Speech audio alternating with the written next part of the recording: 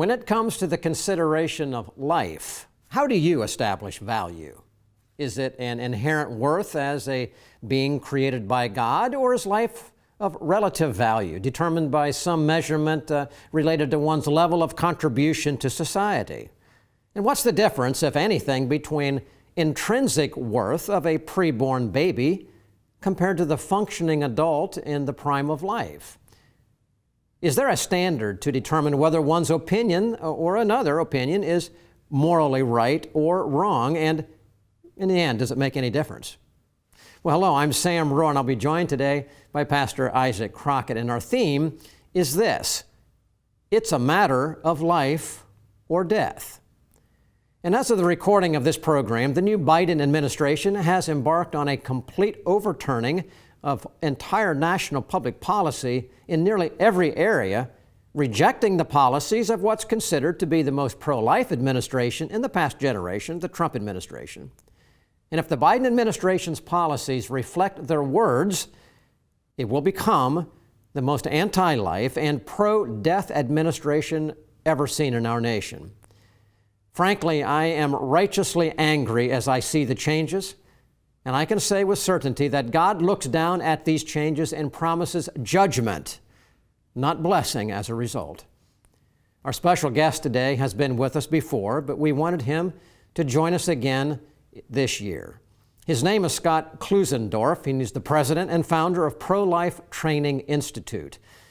A year ago, Scott, who is perhaps the nation's most eloquent life apologist, was with us. Our theme then was In the Defense of Life. And in that two-part series, we answered the questions of why is the defense of life so important for the continuance of freedom and religious liberty in our nation? And why is the culture of death so destructive to freedom and religious liberty? In part two, we identified the cause for the rise of the death culture in America and the argument made for justifying abortion and legalized murder. We also dealt with solutions in that program for how a person can best dismantle and refute those arguments. And I encourage you to go back and watch these programs. On today's program, we'll answer the questions of why is life so important to the culture of freedom? Can we know the truth about what right and wrong is in regard to life? And is human value determined more by what we contribute to a society, or is it inherent? And we'll conclude next week in part two with answering the questions of why are the unborn often considered to be of less value than adults? And we'll consider the foundations of the worldview that leads to life and the worldview that leads to death. Let me invite in right now Scott Klusendorf, president and founder of Life Training Institute. Scott, welcome aboard. Thanks for being with us today. Good to be with you, Sam. Good to be with you, Isaac. Scott, let's start out right here at the beginning. I want to establish the basis for the program, and that is this. Why does a nation's culture and its degree of civil freedom and its level and its view of what is just or not just hinge on how that nation and its people deal with the matter of life? It's pretty fundamental. Tell us. Well, it's fundamental for this reason. Our founders recognized what they referred to as natural rights and liberties. Natural rights are those rights you have in virtue of your humanity. Government does not grant them. Government does not dictate them. Government's job is to respect those rights and make sure they are held up. And if you reject that premise that human beings have natural rights in virtue of their humanity, then all rights come strictly from the government, which means the same government that grants rights can take them away. The most fundamental of those natural rights, of course, is the right to life. And what that means is that government's job is to make sure that human beings are protected in law, that they are not unjustly given over to be killed. And if you remove the right to life, and you make that a matter of government utterance, where government is dictating who counts and who doesn't count as one of us, you've removed the foundation for all rights that would flow from your humanity. Scott, excellent, laying the foundation. Natural law, ladies and gentlemen, it comes from God. Our Declaration of Independence says it starts right out there. Our founders knew it. From God, life. When we come back, we're going to begin getting into the defense of life, the understanding of how Scott and his team actually present it to young people and others, so critical to be understood. We'll be right back. Truth, flexible or permanent? The Bible, ancient history, or powerfully relevant? Culture, a reflection of enlightenment or warning signs? The pastor, commentator, or frontline combatant? Every day, American Pastors Network speaks to these questions where and when they matter. With hundreds of affiliate radio stations nationwide, a website and mobile app screening today's headlines through the twin lenses of the Bible and the Constitution, educating, informing, equipping. This is the American Pastors Network. The time is now to stand in the gap for truth.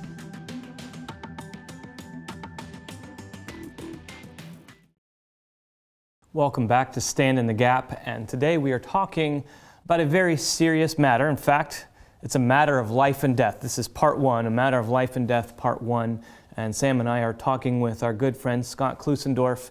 And Scott, you're the founder and president of the Pro-Life Training Institute, and you take time to work with a lot of young people, especially to talk about these issues. And as you come to them as an apologist for life, the interesting thing in the culture in which we live is that we have to define so many terms, but we actually are now defining not just what is right and what is wrong, but is there a right and is there a wrong? Can we have morality? Can there be, this is good, this is bad? Can you kind of talk to us what you find in your ministry as you're training young people, as you're trying to teach young people just this basic foundational block about right or wrong? Yeah, since the Enlightenment, Isaac, there's been this notion that if you can't taste it, touch it, feel it, see it, or hear it, it's not real truth. It's just mere subjective passions. And of course, morals are not things you measure empirically. We know them through intuition, through direct awareness. And when we say morals are objective, what we mean is they're real and they're knowable. Our culture has largely rejected objective truth, except in one area, physics, the hard sciences. That's it. Anything related to religion, anything related to ethics is considered strictly subjective. And so you have a whole generation of students now that think moral truth is up to us. What's right for you may not be right for me. And by the way, don't judge me, because if you do, you're intolerant. Now, this turns the definition of tolerance on its head, because the classical definition of tolerance was that I think you're mistaken, but I will tolerate you making the best case you can for your view. The new definition of tolerance says, no, don't you dare claim that your view is true, and especially don't you claim it's more true than my view, because if you do, we're going to cancel you. Now, this is the new reality of where we are, and we've got a whole new generation of students that have absorbed that worldview, which is at odds with true learning and odds with what we know as Christians, that moral truth is grounded in God's holy character. Scott, I want to pick up on something you said. We have a whole generation of this going on. I'm in my late 30s, okay, and I have children going into middle school, and I've worked with high schoolers, I've worked in public schools, and I've worked on college campuses. But this, you said, also has been going on since the Enlightenment. So we really maybe has been a decline, maybe for multiple generations. Maybe that's a way of explaining it too. But right now, currently, in the day and age in which we live, are you seeing differences? And maybe there's little nuances, but with a high schooler versus an older Gen Z who's in college versus maybe younger millennial to the older millennial, are you seeing a downward slope? Are you seeing differences within even just overall young people in the ministry training that you're doing? Yes, we are. And what the Enlightenment did, Sam and Isaac, is it put in place the foundation for our current epistemology. In other words, how we know things. The Enlightenment said to us, you can't know it unless it's empirically verifiable. And what we are seeing now is the full expression of that worldview that was really laid down as a foundation about 400 years ago. So now you get students who, if you ask them a very direct question, is rape wrong? Is murder wrong? Is lynching homosexuals for fun wrong?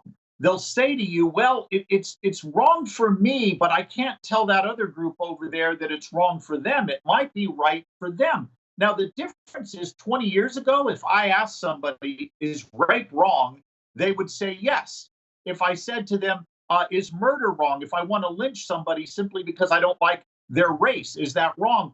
They would have said yes, and it would have caused them to question their relativism. Now what's happening is they're willing to bite the bullet and say, well, I personally feel it's wrong, but I can't say it's wrong for them. And what's happening is our moral intuitions are being eroded before our very eyes. And a lot of that has to do, I think, with churches in large not teaching moral theology to their parishioners. And as a result, we got people who have absorbed relativism. And Scott, I want to follow up on the question that Isaac said in your answer, and that is this. During your time of instructing young people, so let's just go there to the next generation, who have not been hearing in church what you just said, they're certainly getting the opposite of it in any kind of their education. So when you come in and you say, all right, I want to talk to you about life, and we're going to talk to you about this concept of truth, and you make a claim, well, there are some things that are always true, and there are some things that are always false. Okay, now, obviously, you've just explained that's a foreign thought. My question to you is, what is the response that you get from young people when you introduce that new thought that last generation was not new, but now it is? Are they responding with, hey, man, who are you? You're crazy. Or are they responding with more of a, you know what, that's actually kind of a pleasant idea? What's the response? The latter. When we have a chance to make our case, students respond favorably. But it's important to know what we do to provoke that favorable response. We operate on the assumption that in a postmodern world like our own, where truth is reduced to individual language communities or individuals themselves, that we first have to reawaken people's moral intuitions before they'll accept our language of objective truth. So we show a short video clip, 55 seconds, that depicts abortion. That reawakens people's moral intuitions that right and wrong on the issue are real. It's real hard to deny what the eye can pick up. And when you see pictures of Holocaust victims or children running naked from a village that's been napalmed in Vietnam or any other historical issue where we use imagery to convey truths that words alone are impossible to convey, people respond at a visceral level, and it levels the playing field. Now we can talk about objective right and wrong because we first changed how they felt about the issue as a necessary predicate to changing how they think and ultimately behave. Then when we bring our facts and arguments, they're more receptive to them. And the number one thing we hear from students, Sam and Isaac, we've never heard arguments like this. We've never heard anybody lay out a case for the pro-life view. The problem isn't that the pro-life view has been tried and rejected. It's that it hasn't been heard in the first place.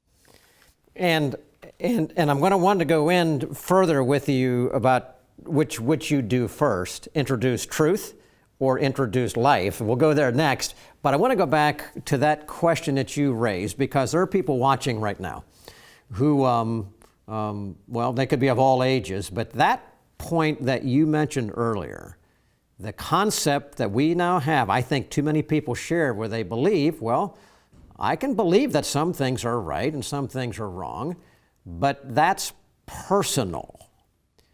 And I don't have any right to project that position or to expect that that position is at all considered, let alone embraced, by anyone else, which then makes them shut their mouth and keep it all kind of bottled up. How do you address that issue with people, that young people you talk with, who would understand that there's such things as truth, but they've been convinced that they got to keep it inside and it's only for them? Yeah, Sam, great question. One of the things we do is immediately help them understand that their own view is self-refuting. As soon as you say to somebody, you shouldn't judge anyone else, you just judged. You just judged everybody who holds a view that truth is real and knowable. You've basically said their view not only doesn't count, it's evil. That's making a moral judgment. It's kind of like saying, my brother is an only child, or I can't speak a word in English, or you're in rare form as usual. As soon as you say something like those sentences are false on the face of it because they refute themselves in the mere utterance of them. In the same way, when you say to someone, you shouldn't judge, or who are you to impose your morals on me? You just imposed a moral rule on people. So helping people see that the relativistic worldview is inherently self-refuting is often the first step to helping them understand that you're not being unreasonable to argue for moral truth. And ladies and gentlemen, I hope that you're hearing what Scott is saying here right now, because we're talking about life, but there are so many more issues even beyond life. The ability to be able to say there is a position that never changes and not be afraid to go that, yeah, God is the one who established that. And the Bible is the one that is the place that gives us that truth. Don't be afraid to go there. That's powerful. That is our anchor when it comes to the matter of truth. Now, Scott, I'm going to go back to you right now. And that is this. When you are presenting the concept of life and the intrinsic value of life, and you started out by talking about God created natural law. So let's just put it together. When you present this to young people who basically are, as you said, many say, hearing it for the first time, just out of curiosity, do you introduce the concept of absolute truth first, the concept that there are some things true or always true, or do you start with the fact of life and the value of life first and then go to truth? How do you do it? Yeah, we do the latter. We start with life and then argue that relativism is an inappropriate, insufficient way to respond to the arguments we've made. And we do life first because we can use the imagery to reawaken their moral intuitions in the first place. And then we lay out a logical, scientific, and philosophical case for the pro-life view. We argue from science that the unborn are distinct, living, whole human beings. And we argue philosophically that there's no essential difference between you, the embryo, and you, the young adult, that would justify killing you back then. Once we make that case, we then address the 5 bad ways people typically respond to that case, one of which is they respond with relativism. They confuse moral claims with preference claims. And what we find out, Sam, is that when we take time to identify and refute relativism, students begin to understand. They begin to see that the relativistic worldview is not sustainable. It doesn't work, because everybody makes moral judgments. There's no way to escape it. Relativists think that non-relativists are mistaken. They think we're wrong. They're making a judgment. And if we expose that and basically show that the emperor has no clothes on this, the students get it.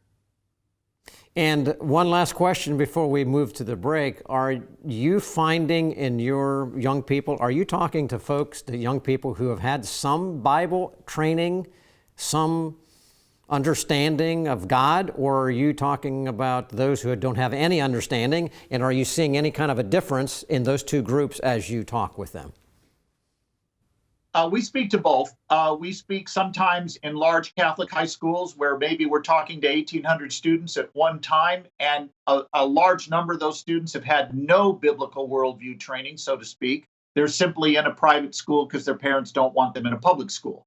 Then we speak to kids that have been at some level exposed to biblical teaching, but almost all of them, it's inadequate. They haven't fully understood the nature of moral reasoning.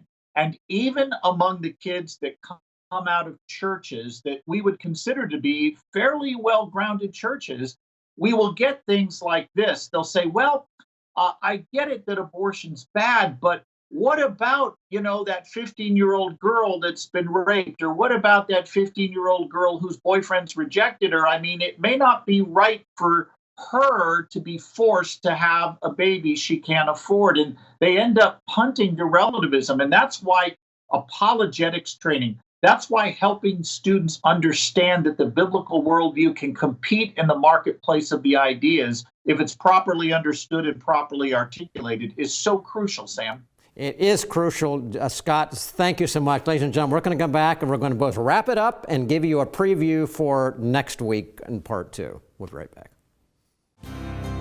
Stand in the Gap is produced and recorded in the studios of Lighthouse TV, positively different television.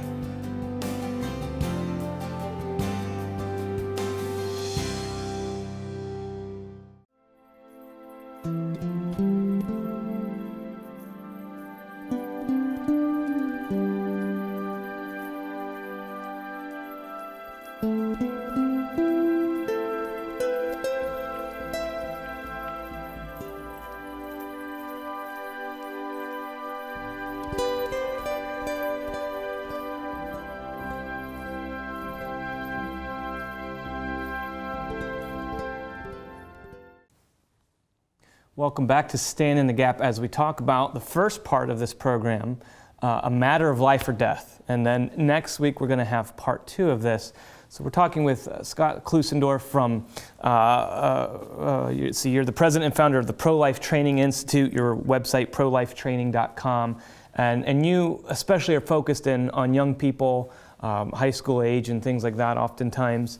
And we've been talking about just this moral relativism, this, just starting with certain standards, like there is right and there is wrong, But next week we want to get into dig deeper into the value of human life.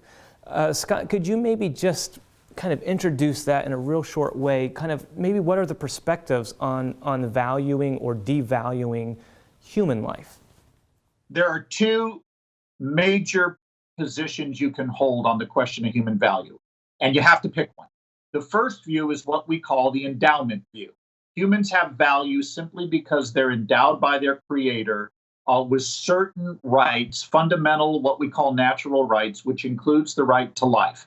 In other words, on the endowment view, Isaac, you are not valuable because of some function you can perform, like having an adequate level of self-awareness or the ability to feel pain or seeing yourself existing over time. Rather, you have what we call intrinsic value simply because you're a human being. The performance view, which is the rival view to the endowment view, says that no, being human is nothing special whatsoever. In fact, to claim that being human is special is speciesism, which is akin to racism.